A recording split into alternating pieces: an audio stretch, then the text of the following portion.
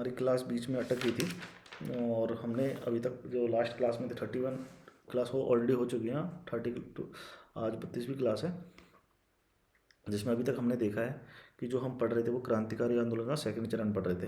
तो इसमें जो एक कुछ संस्थाएं थी, जैसे कि जो क्रांतिकारियों ने स्थापित की थी, एक थी वो हिंदुस्तान रिपब्लिक एसोसिएशन। तो इसको संगठित इसको वो जो जगह थी वो कानपुर थी।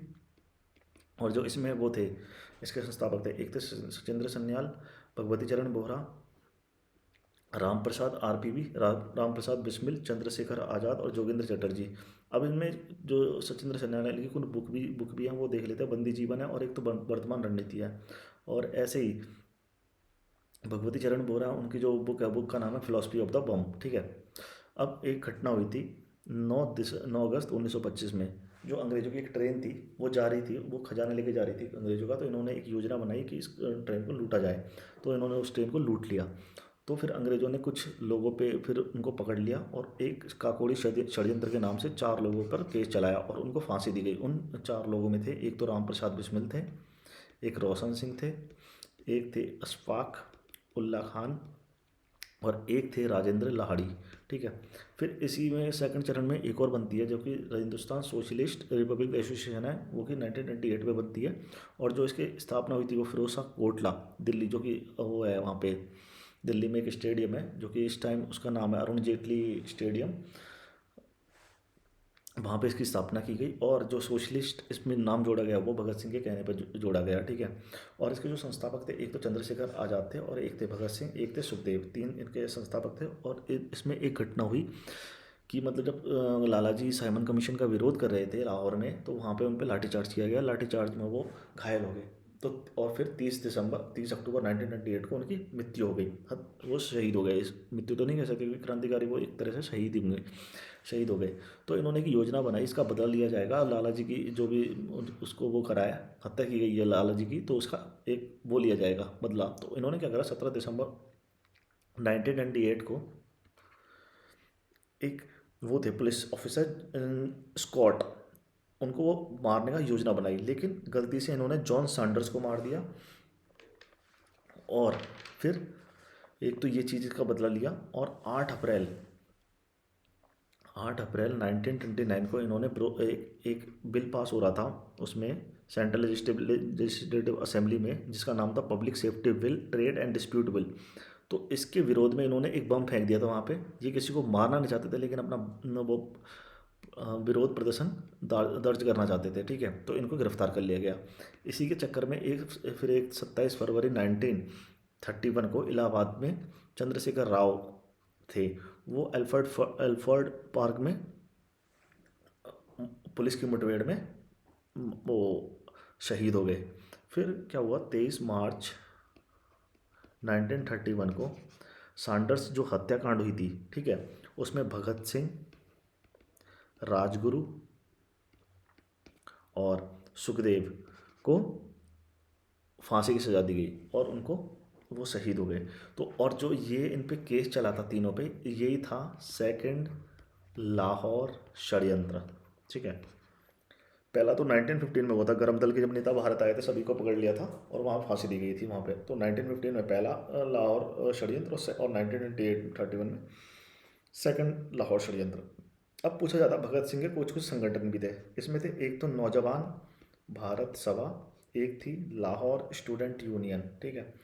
भगत सिंह के ये तो थे संगठन। और कुछ बुक्स भी लिखी थी इन्होंने। लिखी थी मैं नास्तिक क्यों हूँ। ठीक है। तो बस ये हो जाता है हमारा सेकंड वो।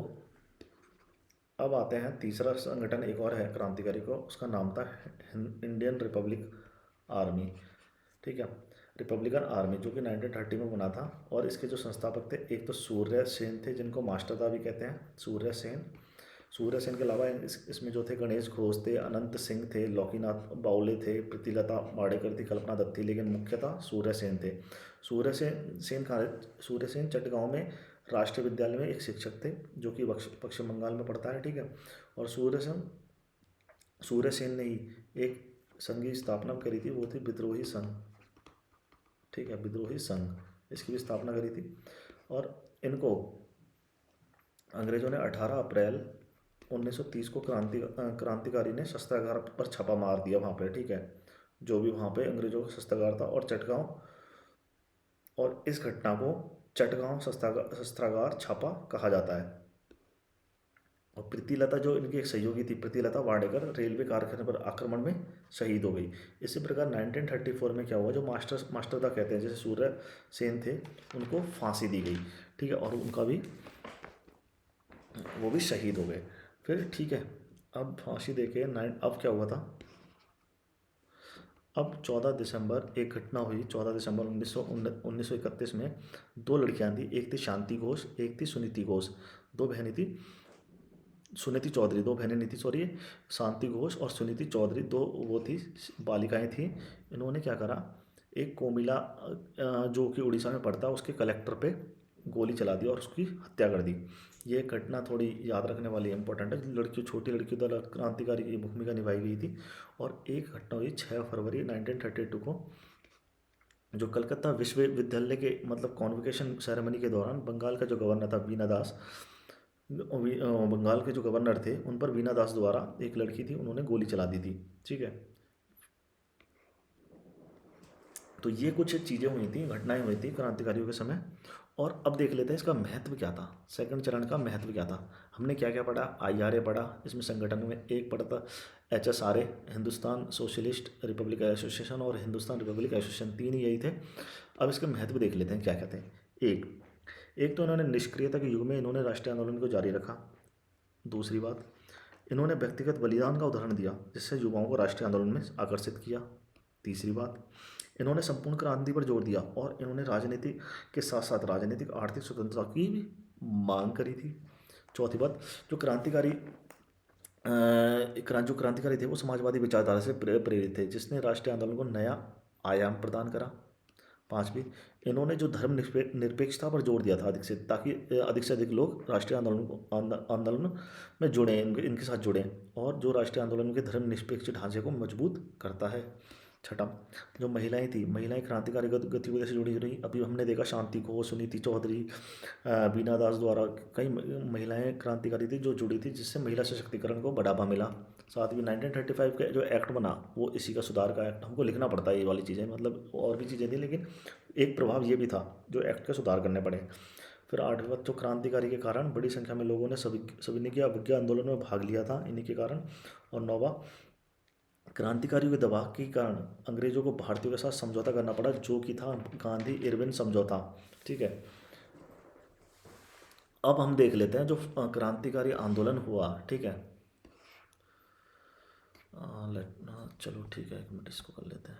हाँ, तो अब देख लेते हैं दोनों में डिफरेंस। एक तो हुआ था प्रथम चरण, फर्स्ट फेज, एक ये हुआ सेकंड फेज, क्रांतिकरण आंदोलन का सेकंड फेज।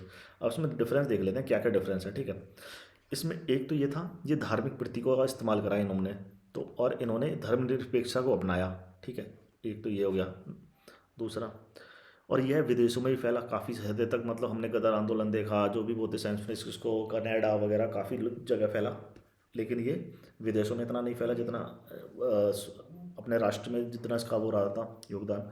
तीसरा, इसमें थी जो महिलाएं क्रांतिकारी थी, इस गतिविधि से नहीं जुड़ी थी इसमें, लेकिन इसमें काफ़ी महिलाएं जुड़ी थी, ठीक है। तीसरी बात, सॉरी, अब चौथी बात, इसमें जो था कोई विचारधारा नहीं थी, मतलब क्या विचारधारा है उनकी, ठीक है, लेकिन इसमें स्पष्ट विचारधारा थी, वो थी समाजवादी विचारधारा।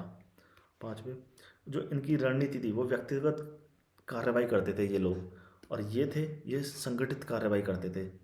और छठा, ये लोकप्रिय नहीं हो पाए थे इतने ज़्यादा जितने भारत में, जितने ये लोकप्रिय हुए थे। भगत सिंह को आज बच्चा बच्चा जानता है, चंद्रशेखर आज़ाद को आज बच्चा बच्चा जानता है, राम प्रसाद बिस्मिल हो गए, इतने बड़े नेता थे जो सेकंड फेज में जो क्रांतिकारी थे, आज उनको बच्चों आसानी से जानता है, ठीक है। तो ये थे हमारे क्रांतिकारी के प्रथम और सेकंड चरण। अब हम देखेंगे तीन चीज़ आंदोलन के बारे में। हमने राष्ट्रीय आंदोलन पढ़ा, अब आंदोलन राष्ट्रीय पढ़ लिया है, क्रांतिकारी के योगदान देख लिया। अब तीन आंदोलन और हैं, एक तो है साम्यवादी आंदोलन, एक है किसान आंदोलन, और एक है जनजातीय आंदोलन। इन तीनों के बारे में देखें क्या क्या चीज़ें हमें मुद्दे में वो रही। तो पहले हम देख लेते हैं साम्यवादी आंदोलन, ठीक है। भारत में जो साम्यवाद आंदोलन फैला वो क्या था, ठीक है। अब इसमें क्या हुआ, एक बबूफ नाम से थे, उनको समाजवादी का बबूफ, इनको समाजवाद का पिता पिता कहते हैं, ठीक है। फिर एक आते हैं इसमें कार्ल मार्क्स, इन्होंने साम्यवाद की विचारधारा दी थी। अब पूछा जाता है समाजवाद और साम्यवाद में क्या अंतर है। साम्यवाद, ठीक है, एक तो ये संवैधानिक तरीके से साधनों से व्यवस्था को परिवर्तन में विश्वास करते हैं, ये हिंसा से व्यवस्था बदलना चाहते हैं, ये वर्ग सहयोग की बात करते हैं, ये वर्ग संघर्ष की बात करते हैं, ये लोकतंत्र में विश्वास रखते हैं, लेकिन ये तानाशाही में विश्वास रखते हैं साम्यवादी लोग। ये धर्म को व्यक्तिगत मुद्दा मानते हैं, ठीक है, और ये धर्म को अफीम मानते हैं। ये राष्ट्रवाद को मानते हैं, नेशनलिज्म को ही मानते हैं, लेकिन ये अंतर्राष्ट्रीयवाद में विश्वास करते हैं। तो ये कुछ वो है। अब देख लेते हैं जो भारत में जो साम्यवाद हुआ, भारत में साम्यवाद का उदय, एम एन रॉय, इनको भारत में इनको साम्यवाद का जनक कहा जाता है, ठीक है। मानवेंद्र नाथ रॉय भी बोलते हैं इनको। तो क्या हुआ, 1920 में इन्होंने ताशकंद में भारतीय साम्यवादी दल की स्थापना करी, इंडियन कम्युनिस्ट पार्टी, भारतीय समाजवादी दल। तो इनके जो सहयोगी थे वो थे अवनी मुखर्जी, रोजा फिटिग्राफ, मोहम्मद अली और मोहम्मद शरीफ। इस संगठन का स्थापना जो लेनिन थे उनकी सलाह पर की गई थी, और वह स्टालिन के सलाहकार थे, ठीक है। और वह एकमात्र, मतलब ये तो जो एम एन रॉय थे ये स्टालिन के सलाहकार थे, और जो इसकी स्थापना की गई साम्यवाद की वो उसकी लेनिन की सलाह पर की गई। जैसे लेनिन हो गए, इनके नीचे स्टालिन, स्टालिन के तो थे ये सलाहकार, ठीक है, और लेनिन ने इनको सुझाव दिया कि आप एक इंडियन कम्युनिस्ट वो पार्टी बनाइए वहाँ पे, ठीक है। और ये एकमात्र भारतीय थे जिन्होंने कम्युनिस्ट इंटरनेशनल में शामिल किया गया था इन्हीं को, ठीक है। और इन्होंने एक न्यूज़पेपर भी निकाला था, न्यूज़पेपर का नाम था वैनगार्ड ऑफ इंडियन इंडिपेंडेंस, और फिर बाद में उसका नाम बदल कर हो गया था एडवांस गार्ड। और इन्होंने एक बुक भी लिखी थी, इंडिया इन ट्रांजिशन की बुक लिखी थी मानवेंद्र नाथ रॉय द्वारा। और 1940 में इन्होंने रेडिकल डेमोक्रेटिक पार्टी की स्थापना भी करी थी। फिर एक आते हैं इसमें एम एन रॉय के बाद आते हैं एक दूसरे हैं सत्य भगत। सत्य भगत की क्या भूमिका है, इन्होंने 1925 में CPI जो आज भी पार्टी बनी है 1925 में उसकी स्थापना करी, कम्युनिस्ट पार्टी ऑफ इंडिया, ठीक है। और जब उसका जनरल सेक्रेटरी बनाया गया MC घाटे को, ठीक है, महासचिव बोलते हैं जिसको, MC घाटे को। और भी अदर पार्टीज बनी थी, जैसे अदर कम्युनिस्ट पार्टी भी बनी थी। एक थी भारतीय वोल्शेविक पार्टी जो कि ND मजुमदार ने बनाई, इंडियन वोल्शेविक पार्टी जो कि ND मजुमदार ने बनाई। दूसरी बनी रेवोल्यूशनरी कम्युनिस्ट पार्टी जो कि बनाई गई सोमेंद्र नाथ टैगोर ने। तीसरी वोल्शेविक लेनिस्ट पार्टी, ठीक है, ये बनाई थी अजीत रॉय और इंदिरा सेन ने। एक और पार्टी थी वो थी, इसको यहाँ कर दे चौथा, हाँ ठीक है, फॉरवर्ड ब्लॉक, ये तो सबको ही पता है किसने की थी, सुभाष चंद्र बोस जी द्वारा इसकी स्थापना की गई। और एक वाक्य बोला जाता है जैसे कि अगर आपकी उम्र 20 साल है और आपने साम्यवाद नहीं तो आप में दिल नहीं है, और आपकी उम्र 40 हो चुकी है और अभी भी आप में समाजवाद है तो आप में दिमाग नहीं। तो एक तरह से साम्यवाद ये एक तरह से वो है, जोश वाली वो है चीज़ें, ठीक है, जोश रहता है, वो दिमाग से नहीं दिल से काम लेते हैं वो जो भी है। अब कुछ प्रमुख समाजवादी मुद्दे हैं वो देख लेते हैं। प्रमुख साम्यवादी मुद्दे, पहला मुद्दा है पेशावर षड्यंत्र। पेशावर षड्यंत्र केस 1922। अब इसमें क्या होता है, इसमें भारतीय जो समाजवादी थे वो ट्रेनिंग के बाद रूस से भारत लौट रहे थे। तब अंग्रेजों ने उन्हें पेशावर में गिरफ्तार कर लिया, और उस जो केस था उसको पेशावर षड्यंत्र केस का नाम जिसे जाना जाता है। सेकंड है कानपुर षड्यंत्र षड्यंत्र केस, ठीक है, केस जो कि 1924 में बनाया गया, 1924 का केस है ये वाला। इसमें क्या था, कुछ कम्युनिस्ट थे, श्रीपाद अमृत डांगे, मुजफ्फर अहमद, गुलाम हुसैन और सिंगार वैली चटियार, ठीक है। इनको मतलब इनके ऊपर केस चलाया गया, वो कानपुर षड्यंत्र केस है। और जो इसमें जो वो थे श्रीपाद अमृत डांगे वो बॉम्बे से थे, उनके जो न्यूज़पेपर था वो द सोशलिस्ट, ये पूछा जाता है। अमृत डांगे जी के, इसमें एक अमृत डांगे जी थे, उनको द सोशलिस्ट न्यूज़पेपर है, द सोशलिस्ट, ठीक है। मुजफ्फर अहमद था, मुजफ्फर अहमद जो कि बंगाल से थे, उनका नवयुग था, NAVYUG, नवयुग नाम से समाचार पत्र था। गुलाम हुसैन का ऐसे, गुलाम हुसैन का इनकलाब था। और सिंगार वैली चेटियार का लेबर किसान वो था गैजेट। और श्रीपाद जो अमृत डांगे जी है, उन्होंने लेख लेख लिखा था एक, गांधी बनाम लेनिन, ठीक है, एक लेख भी लिखा था। और मुजफ्फर अहमद और जो नजरुल इस्लाम का, वो उनका समाचार पत्र था बंगाल। अब तीसरा एक और केस आता है, वो है मेरठ षड्यंत्र, मेरठ षड्यंत्र केस, जो कि 1929 में होता है। अब इसमें 31 कम्युनिस्ट को गिरफ्तार कर लिया गया, जिसमें 3 अंग्रेज भी शामिल थे। उन 3 अंग्रेजों का नाम पूछा जाए, 31 कम्युनिस्ट को गिरफ्तार कर लिया गया, उसमें से 3 अंग्रेज भी वो थे, वो थे, एक तो थे हमारे फिलिप स्प्रैट, सेकंड थे वैन ब्रैडली, और थर्ड थे लेस्टर हैचिसन। तो ये 3 अंग्रेज थे। बस ये पूछा जाता है उनके नाम ही को, ऐसा कौन सा है जिनके मतलब वो कौन सा वो है मुकदमा जिसमें 3 अंग्रेजों को भी वो कराया गया था इसमें, ठीक है। और जो इस मुकदमे के लड़ने वाले मेन वकील भी आए, मेन एडवोकेट्स, इनके जो मेन एडवोकेट्स थे वो थे कैलाश नाथ काटजू, HF अंसारी, MC चांगला और जवाहरलाल नेहरू। और जब गांधी जी ने भी जब अपनी मेरठ यात्रा के दौरान थे, इन साम्यवादियों से मिले थे, बस ये पूछा जाता है। अब आता है साम्यवाद आंदोलन के चरण, ठीक है। ठीक है। भारत में साम्यवादी आंदोलन के चरण, फर्स्ट फेज आता है हमारा 1920 से 1929। इसमें क्या हुआ, जो भारत में साम्यवाद को लेकर 2 विचारधाराएं थी, एक तो थी लेनिन के अनुसार, एक थी MN रॉय के अनुसार, ठीक है। अब फर्स्ट फेज में तो चलाई हमारे लेनिन के अनुसार। लेनिन के अनुसार क्या था, लेनिन कहता था भारतीय जो साम्यवादी हैं उनको अंग्रेजों का विरोध करना चाहिए, और इसके लिए कांग्रेस को राष्ट्रीय आंदोलन में समर्थन देना चाहिए, राष्ट्रीय कांग्रेस के जो राष्ट्रीय आंदोलन है, क्योंकि कांग्रेस राष्ट्रीय आंदोलन का केंद्र बिंदु है और साम्यवादियों को अपनी विचारधारा का प्रचार वहीं से करना चाहिए। लेकिन MN रॉय थे, वो ये नहीं मानते थे। MN रॉय क्या कहते थे, MN रॉय के अनुसार कहते थे कि जो भारतीय हैं, एक तो लेनिन की विचारधारा थी, एक MN रॉय की विचारधारा थी। MN रॉय मानते थे कि भारतीय साम्यवादियों को अंग्रेजों के साथ साथ कांग्रेस का भी विरोध करना चाहिए, क्योंकि कांग्रेस जो पूंजीपति है उनकी पार्टी है, ठीक है, वर्जुआ वर्ग की पार्टी है। उनके अनुसार साम्यवादी को भारत में अलग पहचान स्थापित करनी चाहिए। सो ये थे। तो अब जो पहला चरण था ये वाला था, ये तो लेनिन के अनुसार चला। और एक सेकंड फेज आया जो कि 1929 से 1934 तक है, 1929 से 34 तक, ठीक है।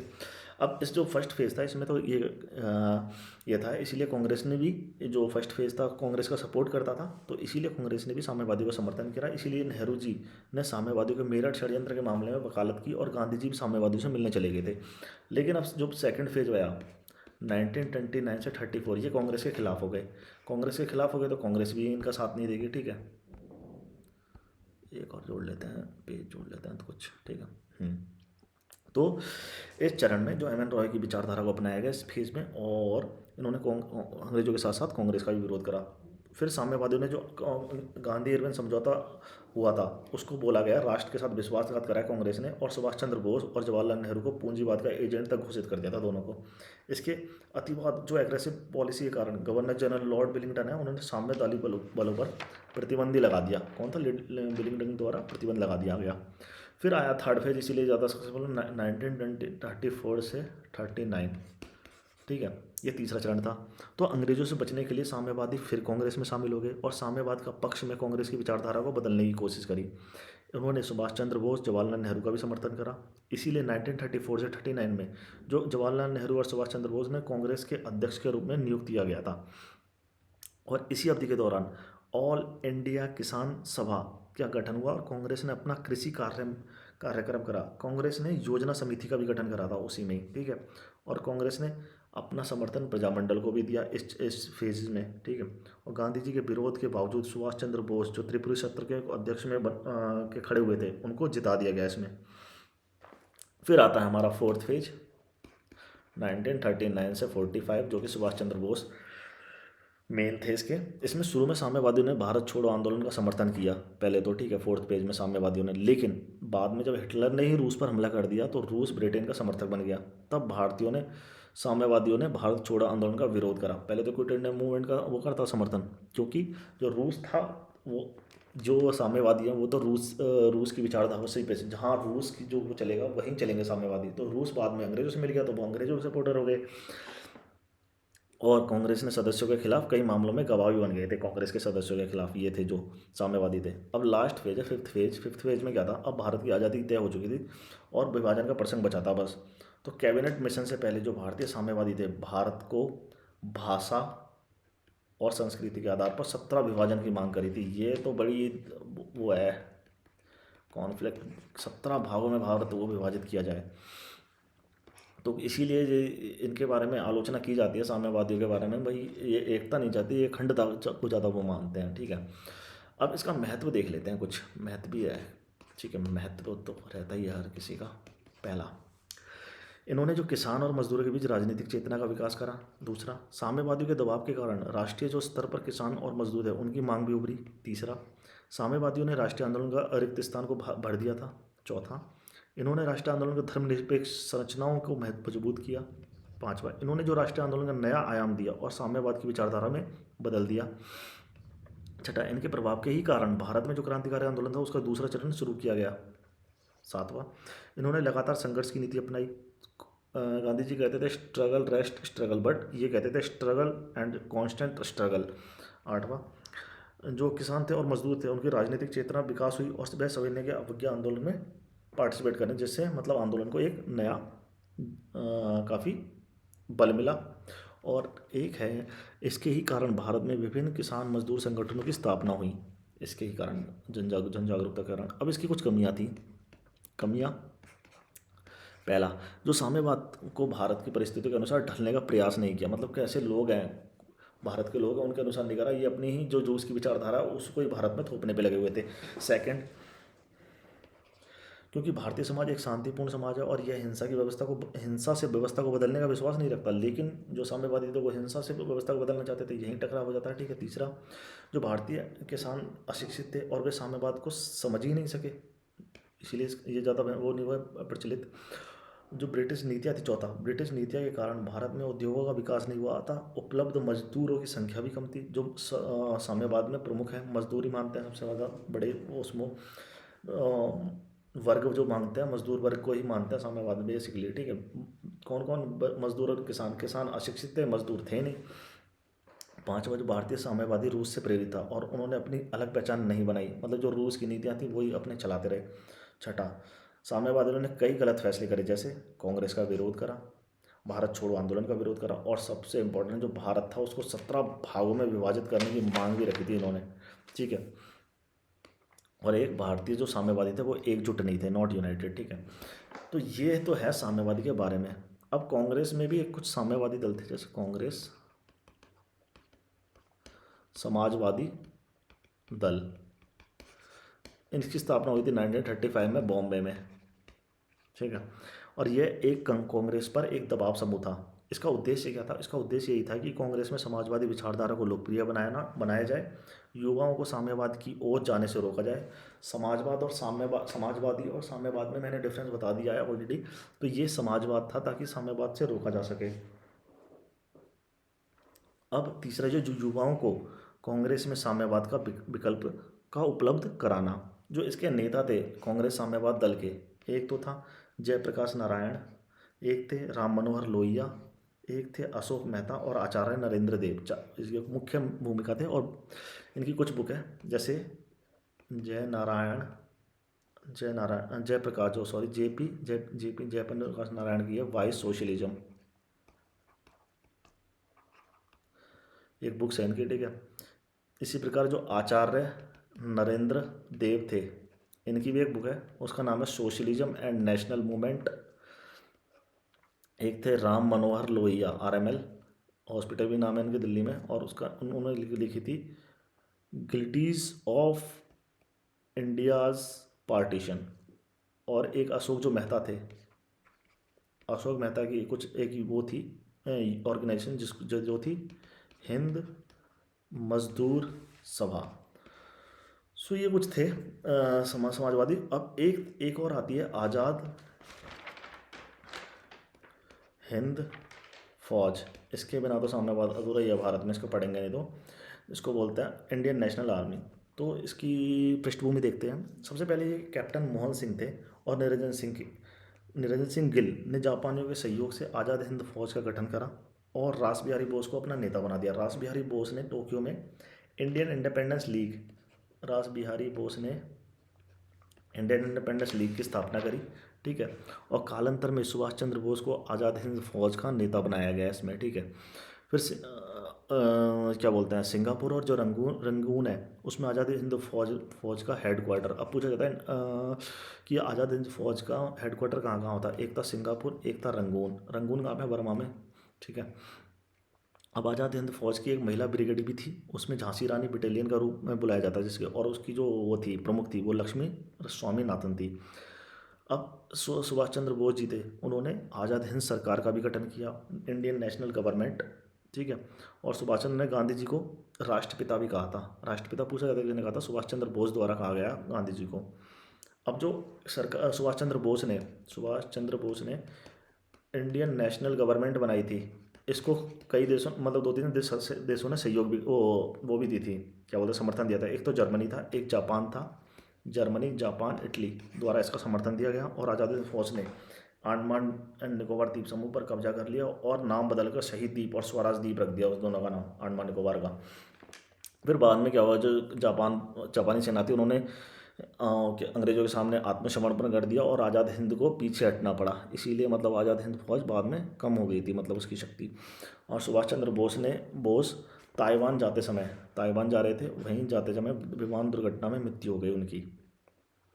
और जो आज़ाद हिंद फौज है उनमें 3 अधिकारी थे, उनको गिरफ्तार करा। एक था प्रेम कुमार सहगल, एक थे शाहनवाज खान, एक थे गुरबख्श सिंह ढिल्लो। और जो इन पे एक मुकदमा चलाया गया, और जो फिर इनका मुकदमा चलाया गया तो इनके पक्ष में कुछ मुख्य भारतीय वकील भी आ गए, जैसे भूला भाई देसाई, कैलाश नाथ काट, तेज बहादुर सप्रू, जवाहरलाल नेहरू और आसफ अली, ठीक है। और लेकिन ये मुकदमा हार गए और इनको फांसी की सज़ा दी गई। अब फांसी जनता में मतलब देशभक्ति का एक राष्ट्र वो आगे आ चुका था और सैलाब, और अंग्रेजों का बहुत विरोध हो रहा था। तो क्या करा कि गवर्नर जनरल द्वारा, लॉर्ड वेबल थे उस टाइम, अपने विशेष अधिकार का प्रयोग करा इन्होंने, और उन्होंने जो उनकी मौत की सज़ा थी उसको माफ़ी कर दिया, ठीक है। अब एक पूछा जाता है, सुभाष चंद्र बोस थे, उनकी बुक की पूछी जाती थी। उनकी बुक का नाम है इंडियन स्ट्रगल, और उनकी एक बायोग्राफी का नाम है, इनकी बायोग्राफी का नाम स्प्रिंगिंग टाइगर, जो कि लिखी है ह्यूज टॉय ने। तो यहाँ तक हमारा ख़त्म हो जाता साम्यवादी आंदोलन के बारे में जो भी चीज़ें थी। अब हम पढ़ेंगे किसान और जनजातीय आंदोलन के बारे में नेक्स्ट क्लास में। तब तक के लिए थैंक यू।